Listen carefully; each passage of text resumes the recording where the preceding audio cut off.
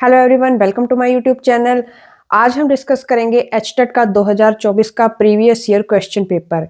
ये डिस्कशन कोई आम डिस्कशन नहीं होगा, क्योंकि इस डिस्कशन में हम प्रीवियस ईयर क्वेश्चन के साथ साथ उसकी जो थ्योरी है और उसके आसपास का जितना भी कॉन्सेप्ट है उसको डिस्कस करेंगे, ताकि आपको क्वेश्चन करते हुए उसकी थ्योरी को देखने के लिए कहीं और ना जाना पड़े, और उसके आसपास जितना भी कंटेंट होगा उसको हम कवर करेंगे और आपकी रिवीजन भी साथ साथ होती रहेगी। तो चलिए इस क्वेश्चन सीरीज को शुरू करते हैं। क्वेश्चन नंबर 91 सेट ए से लिया है। A 0.56 micro henry inductor is use as part of tuning circuit in a radio. Means कोई रेडियो ट्यूनिंग सर्किट है जिसमें इंडक्टेंस L 0.56 माइक्रो हेनरी दिया हुआ है। Assume that the inductor is ideal. Inductor हमारा आइडियल है। आइडियल का मतलब क्या है कि जो उसका रेजिस्टेंस है, जो उसकी कॉइल की वजह से, उसकी जो वायर है उसकी वजह से रेजिस्टेंस है वो जीरो है, और उसके अंदर जो कैपेसिटर, देखिए जो ये इंडक्टर होता है इनके बीच में स्पेस बन जाता है, एयर गैप बन जाता है, जिसकी वजह से कोई कैपेसिटेंस आ जाता है, तो वो भी यहाँ पे जीरो है। ये आइडियल कंडक्टर की प्रॉपर्टी है। The capacitor of A capacitance of a capacitor in picofarad that has the same reactance at a frequency of 90.9 megahertz। कहने का क्या मतलब है कि सेम रिएक्टेंस है उनका, जो कैपेसिटिव रिएक्टेंस है और इंडक्टिव रिएक्टेंस दोनों की वैल्यू सेम है। तो हमें यहां से C की वैल्यू फाइंड आउट करनी है। XC किसके इक्वल होता है? 1 ओमेगा C, और XL ओमेगा L। तो यहां से जब हम C की वैल्यू फाइंड आउट करेंगे, क्योंकि उन्होंने कहा the capacitance of a capacitor, C की वैल्यू यहां से फाइंड आउट करेंगे। C is equal to 1 upon omega square L, 1 upon 2 pi F का स्क्वायर L, यहां से 1 अपॉन 4 पाई स्क्वायर, यहां से F स्क्वायर। F यहां पे क्या दिया है? 90.9 स्क्वायर, यहां से मेगा हर्ट्ज है। Mega means 10⁻⁶। जब वो ऊपर जाएगा 10⁻⁻⁶, तो उसका स्क्वायर है तो 10⁻⁻12 हो जाएगा। यहां से L इन्होंने दिया हुआ है 0.56 माइक्रो हेनरी। 0.56 माइक्रो है तो यहाँ पे ऊपर जाके ये 10⁻6 हो जाएगा। यहां से देखिए इसको सॉल्व करते हैं।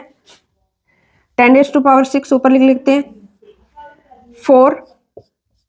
अब देखिए पाई की वैल्यू 3.14 होती है। जब इसका स्क्वायर करेंगे तो 9 पॉइंट समथिंग होगा, तो इसको अप्रोक्सीमेट हम 10 लिख सकते हैं। यहां से 90.9 है तो इसको हम अप्रोक्सीमेटली 91 कुछ लिख लेते हैं, क्योंकि अप्रोक्सीमेट में अगर रिजल्ट निकालेंगे तो जल्दी निकलेगा। यहां से 0.5 है 56, तो यहां से इसको 0.6 लिख सकते हैं। 10⁻⁻12 ये हो गया पिको। हमारी वैल्यू पिको फैराड में आएगी जो उन्होंने पूछा हुआ है। तो यहां से देखिए 10⁻6 डिवाइडेड बाय ये पॉइंट, ये इससे कट गया, 24 मल्टीप्लाई बाय 91 का स्क्वायर। जब इसको मल्टीप्लाई करेंगे और सॉल्व करेंगे तो इसकी वैल्यू 5.031 समथिंग कुछ आएगी पिको फैराड, जो कि हमारा ऑप्शन सेकंड यहां से मैच कर रहा है अप्रोक्सीमेटली, क्योंकि ये 4, ये 2, ये 1 दूर दूर हैं, तो 5.031 हमारा यहां से ऑप्शन मैच कर रहा है। Question number 92, a source of light 6 centimetre high is located 60 centimetre from A concave mirror. Question को समझने से पहले कनकेव मिरर को समझते हैं और उसकी कुछ थ्योरी को समझते हैं, क्योंकि जो ये क्वेश्चन हमारा है वो लगभग 5 या 10 सेकंड का है, अगर आपको इसका पूरा कॉन्सेप्ट समझ में आ जाता है। देखिए कनकेव मिरर इस तरह का कुछ होता है, और जो भी हाइट हम प्रिंसिपल एक्सिस से अप कंसीडर करते हैं वो पॉजिटिव लेंगे, और जो भी हाइट डाउनवर्ड कंसीडर करेंगे वो नेगेटिव होगी। डायरेक्शन ऑफ लाइट ये है, तो जो भी पोल से मेजरमेंट करेंगे इस साइड वो पॉजिटिव, और जो इस साइड मेजरमेंट करेंगे वो हमारी नेगेटिव होगी। अब mirror formula 1/f 1/u plus 1/v आपको पता है। यहां से जो रेडियस ऑफ कर्वेचर होता है वो जस्ट डबल होता है फोकल लेंथ के, तो ये भी आपको ध्यान में रखना है। आगे है magnification. Magnification height of image, height of object is equal to -v/u। ये फॉर्मूले आपको ध्यान में रखना है।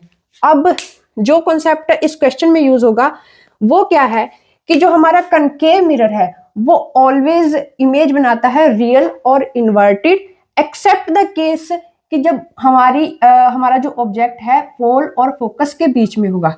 देखिए, image is always real and inverted and on the same side of object. जिस साइड हमारा ऑब्जेक्ट है, मान लीजिए यहाँ पे कहीं ऑब्जेक्ट रखा हुआ है, तो जो हमारी इमेज होगी रियल होगी और उल्टी इन्वर्टेड होगी on the same side of object except the case when object is between pole and focus. आपको बस ये याद रखना है कि जब हमारा ऑब्जेक्ट यहाँ पे होगा तो उसकी जो इमेज बनेगी वो रियल नहीं होगी, वो होगी हमारी वर्चुअल इमेज बनेगी। देखिए, object between pole and focus, जब यहाँ पे होगा ऑब्जेक्ट तो इमेज जो हमारी होगी virtual, upright and behind the mirror इस साइड बनेगी। जो ये वाले सारे केस हैं उनके लिए जो हमारी इमेज होगी रियल, इन्वर्टेड और इसी साइड बनेगी। जो यहाँ पे अगर ऑब्जेक्ट होगा तो इसकी इमेज बनेगी इस साइड और वो वर्चुअल इमेज होगी। तो देखिए, अब क्वेश्चन को पढ़ते हैं ध्यान से। A source of light 6 centimetre height is located 60 centimetre from A concave mirror. हमारा कनकेव मिरर है जिसकी फोकल लेंथ इन्होंने दी हुई है, फोकल लेंथ यहाँ पे 20 सेंटीमीटर है, -20 सेंटीमीटर हम लेंगे क्योंकि फोकल लेंथ इस तरफ कंसीडर होगी। और लोकेशन क्या है, यू है -60 सेंटीमीटर और हाइट ऑफ ऑब्जेक्ट वो है हमारा 6 सेंटीमीटर। अब देखिए आप ध्यान से कि जो यू है ऑब्जेक्ट की लोकेशन क्या है उसको ध्यान से देखिए। ऑब्जेक्ट की लोकेशन इस साइड है क्योंकि फोकल लेंथ है हमारी -20, रेडियस ऑफ कर्वेचर होगा -40 और जो हमारा ऑब्जेक्ट होगा कहीं यहाँ पे -60 पे होगा। अगर ऑब्जेक्ट यहाँ पे है तो सीधा सीधा उसकी इमेज बनेगी रियल। यहाँ से केस देखिए, रियल रियल, इमेजिनरी इमेजिनरी, तो ये दोनों केस कट गए। अब देखिए रियल रियल, स्ट्रेट तब बनेगी जब ऑब्जेक्ट यहाँ पे होगा, इन दोनों के बीच में होगा, लेकिन हमारा ऑब्जेक्ट कहीं यहाँ पे है तो इसकी कौन सी इमेज बनेगी, इन्वर्टेड। तो ये भी कैंसिल और हमारा आंसर राइट हुआ ये। जस्ट हमें याद रखना था कि ऑब्जेक्ट की पोजीशन क्या है उसके अकॉर्डिंग हमें इमेज का आइडिया लग जाता। अब देखिए, अगर हम एक्चुअली में कैलकुलेट करना चाहते हैं तो हम मिरर फॉर्मूला का यूज करेंगे, 1/f 1/u plus 1/v। f है -20, u है यहाँ पे -60 प्लस में 1/v। v हम इमेज की पोजीशन को फाइंड आउट करना चाहते हैं तो यहां से 1/v is equal to 1/60 minus 1/20। यहां से 60 1 माइनस 3 1/v मीन्स यहाँ पे -2/60 1/-30। तो जो हमारा v -30 मीन्स इस साइड इमेज बनेगी -30। यहाँ पे 30 क्योंकि ये भी सारे हमें पॉजिटिव में दिए हुए हैं तो ये 30 हमारी उसकी लोकेशन हुई। अब हाइट की अगर वो बात करें, हाइट के लिए फॉर्मूला हम ये लगाएंगे, height of image, height of object. Object की हाइट 6 सेंटीमीटर दी है, हम इसको पॉजिटिव कंसीडर करेंगे क्योंकि ऑब्जेक्ट ऊपर रखा होगा प्रिंसिपल एक्सिस से। तो यहाँ पे 6 इज इक्वल टू, यहाँ पे देखिए सेंटीमीटर में होगा, माइनस v यहाँ पे हमने फाइंड आउट किया -30 और u हमारे पास है यहाँ से -60। तो जब इसको कट करेंगे 2 और 3 तो यहाँ से हाइट ऑफ इमेज हमारे पास -3 सेंटीमीटर, जो कि ये हमारा फाइंड आउट हमने कर लिया है। तो इसका ऑप्शन सेकंड करेक्ट होगा। क्वेश्चन नंबर 93 जो कि पेडागोजी का क्वेश्चन है, which of the following option is not true about A pupil who has developed A scientific attitude. Means कोई स्टूडेंट है उसका एक साइंटिफिक एटीट्यूड है तो उसके लिए कौन सी बात गलत है। सबसे पहला ऑप्शन है is clear and precise in his activity, ये बिल्कुल सही बात है अगर वो अपनी एक्टिविटी के लिए क्लियर और प्रिसाइज है। Second option is subjective in his approach and behaviour, अगर स्टूडेंट अपनी बिहेवियर और अप्रोच में सब्जेक्टिव है, मीन्स वो अपने ही थॉट दे रहा है, ना कि किसी लॉ को, कॉन्सेप्ट को मान रहा है, तो ये गलत बात है। तो हमारा राइट आंसर हुआ सेकंड। थर्ड देखते हैं, always based his judgement on verified fact and not on opinion, means वो किसी ओपिनियन को नहीं मानता, वो वेरीफाइड फैक्ट के अकॉर्डिंग अपनी जजमेंट करता है, ये भी बिल्कुल सही बात है। Option number fourth, prefer to suspend his judgement if sufficient data is not available, means कुछ डाटा उसके पास अवेलेबल नहीं है तो वो अपनी जजमेंट को कुछ देर के लिए टाल देता है, ये भी साइंटिफिक एटीट्यूड की एक प्रॉपर्टी है। तो हमारा राइट आंसर यहाँ पे सेकंड हुआ कि उसके अप्रोच सब्जेक्टिव नहीं होनी चाहिए। Question number 94, select the incorrect statement regarding difference between examination and evaluation. Examination और इवेल्युएशन के रिगार्डिंग इनकरेक्ट स्टेटमेंट को हमें पहचानना है।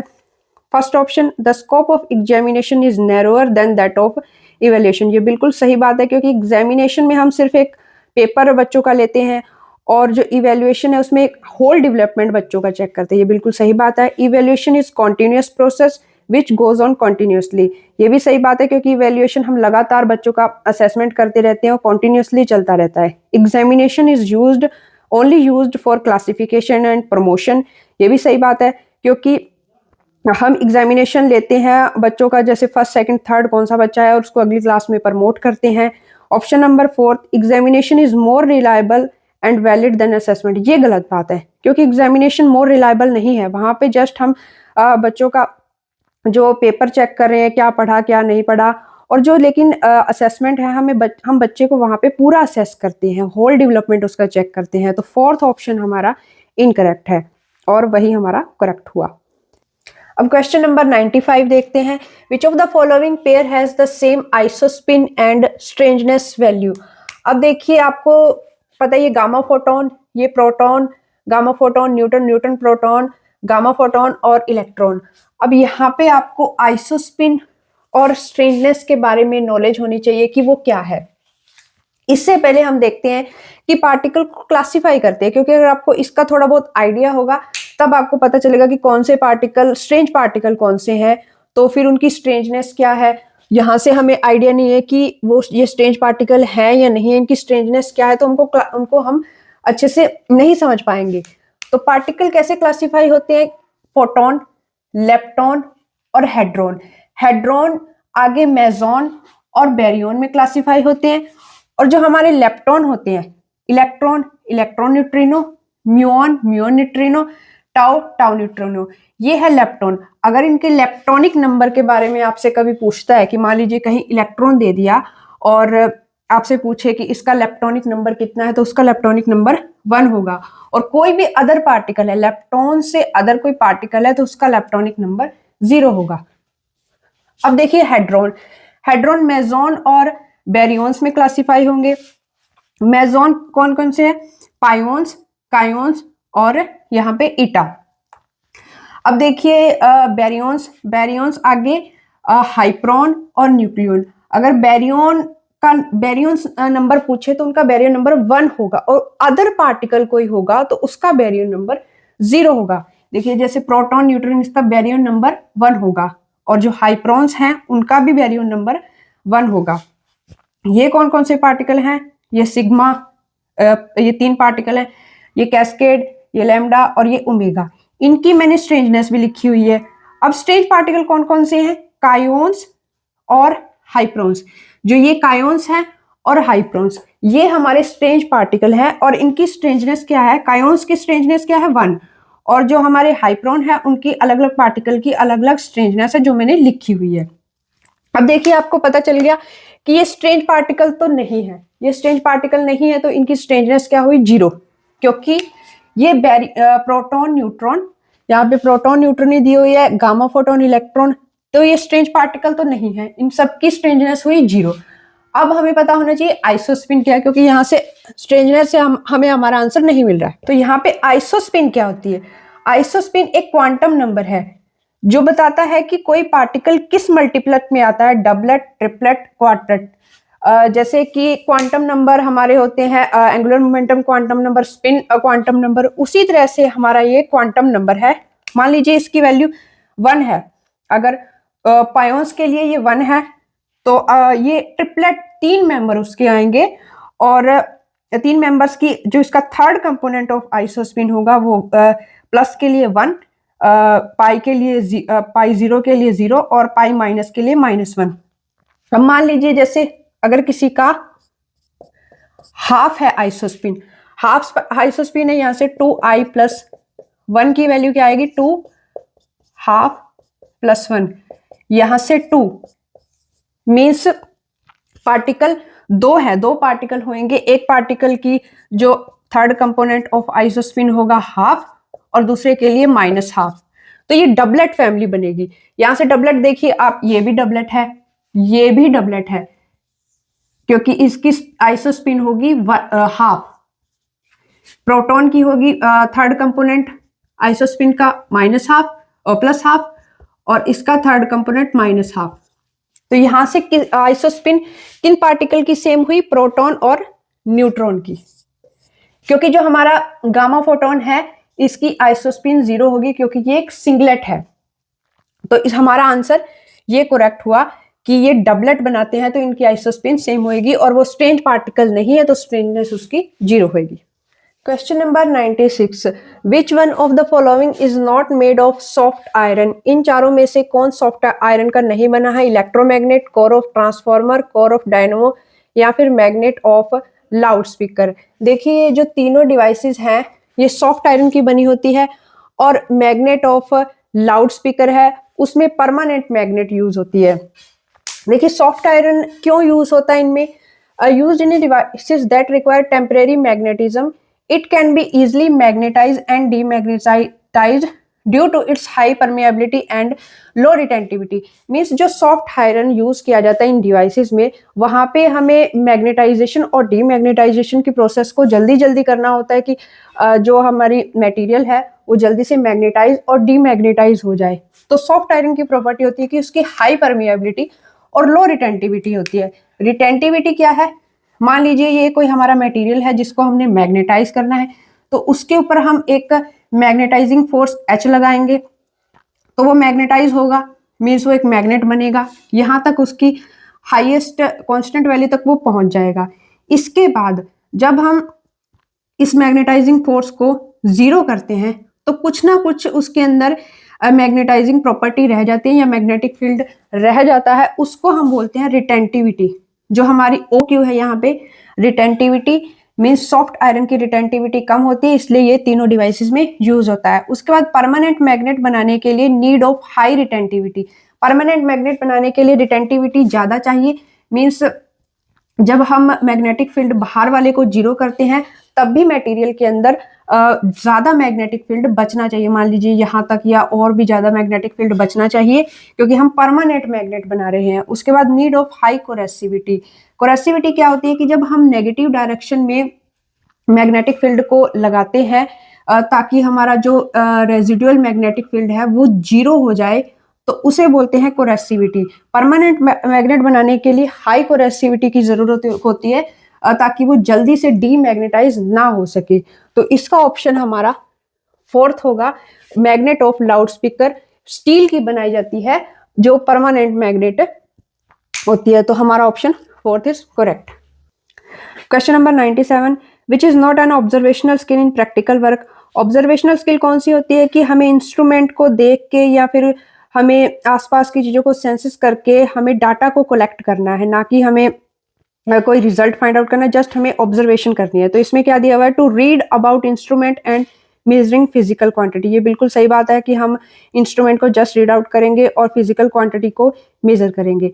उसके बाद to follow the correct sequence while making observation, ये भी सही है कि हमें करेक्ट सीक्वेंस को फॉलो करेंगे जब ऑब्जर्वेशन करेंगे।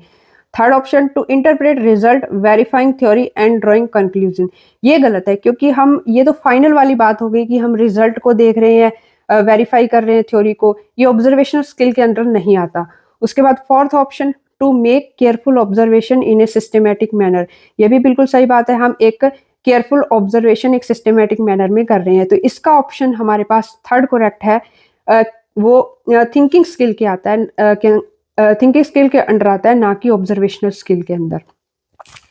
इसके बाद क्वेश्चन नंबर 98 और 99 को हम लास्ट लेक्चर में डिस्कस करेंगे। Question number 100, the current amplification factor for a common emitter arrangement is 59. The emitter current is 5 milli ampere. The value of collector current. देखिए क्वेश्चन तो सिर्फ 2 मिनट का है, क्योंकि कॉमन एमीटर कॉन्फ़िगरेशन दी हुई है, तो हमें बीटा की वैल्यू यहाँ पे 59 दी हुई है. यहाँ से हम अल्फा की वैल्यू फाइंड आउट कर लेंगे, और आई C is equal to alpha I ई में अगर वैल्यू पुट कर देंगे अल्फा की और आई ई की, तो हमें आई सी की वैल्यू मिल जाएगी. लेकिन इन करने से पहले हम थोड़ा सा यहाँ पे नजर डालते हैं.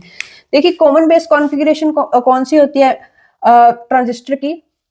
बेस यहाँ पे कॉमन है, तो यहाँ पे आउटपुट करंट आईसी की जो इक्वेशन होती है वो क्या होती है? IC is equal to alpha I E plus I C B O, जो लीकेज करंट होता है.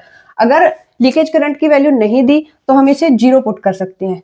जो कॉमन एमीटर कॉन्फ़िगरेशन होती है इसमें आउटपुट करंट आईसी को कैसे लिखते हैं? बीटा आई बी प्लस 1 प्लस बीटा आई सी बी ओ. यहाँ पे भी अगर लीकेज करंट नहीं दिया तो इसको हम 0 पुट करेंगे, क्योंकि इस क्वेश्चन में भी लीकेज करंट नहीं दिया हुआ. जो हमारा कॉमन कलेक्टर कॉन्फ़िगरेशन होती है इसमें क्या होता है? जो हम आउटपुट लेते हैं एमीटर से लेते हैं. यहाँ पे जैसे कलेक्टर से ली थी, यहाँ पे एमीटर से लेंगे, तो इसको बोलेंगे कॉमन कलेक्टर कॉन्फ़िगरेशन. इसमें जो आउटपुट करंट आई ई होगा वो गामा आई बी प्लस में gamma I C B O. यहाँ पे भी अगर नहीं दिया हुआ तो हम इसे 0 लेंगे. ये 3 इक्वेशन है, इसको भी हमें ध्यान में रखना है, अल्फा बीटा और गामा की. और एक कॉमन इक्वेशन होती है आई ई, जो एमीटर करंट होता है वो कलेक्टर करंट और बेस करंट के जोड़ के इक्वल होता है. तो अब देखते हैं इस क्वेश्चन को. देखिए यहाँ पे बीटा दिया हुआ है, तो हम अल्फा फाइंड आउट कर सकते हैं. अल्फा हम इस इक्वेशन से फाइंड आउट कर सकते हैं. अल्फा हमारा क्या होगा? बीटा 59 और 1 प्लस बीटा दैट इज 60. अब देखिए कलेक्टर करंट इन्होंने पूछा हुआ है, तो I C is equal to alpha 59 divide by 60, और इन्होंने एमीटर करंट दिया हुआ है 5 मिली एम्पियर. यहां से देखिए 4.92 मिली एम्पियर यहां से कलेक्टर करंट हमारा आएगा. यहां पे देखिए आईसीबीओ हम नहीं लेंगे क्योंकि ये दिया नहीं है, तो इसकी वैल्यू को हम 0 पुट करेंगे. तो यहां से हमारे कलेक्टर करंट की वैल्यू ये आ गई. Question number 101. The disintegration constant lambda of A radioactive element is this per day. It's half life period in days and average life period in days are respectively. Means half life और average life पूछी हुई है, और हमें दिया क्या हुआ है? Disintegration constant. तो देखिए हाफ लाइफ का फॉर्मूला ये होता है और एवरेज लाइफ का फॉर्मूला ये होता है. जस्ट फॉर्मूला में वैल्यू को पुट कर देंगे 0.693 डिवाइडेड बाई लैम्डा 0.00231. यहाँ से 693 डिवाइड बाई 231, यहाँ से 50 and 3, यहाँ पे 100 आएगा. जब यहाँ पे कट करेंगे तो ये 3 से कट हो रहा है 300 डेज. 300 दिन इसकी हाफ लाइफ आई. तो यहाँ से देखिए फर्स्ट ऑप्शन मैच हो रहा है 300, बाकी किसी में भी 300 नहीं है, तो हमारा ये ऑप्शन करेक्ट होगा.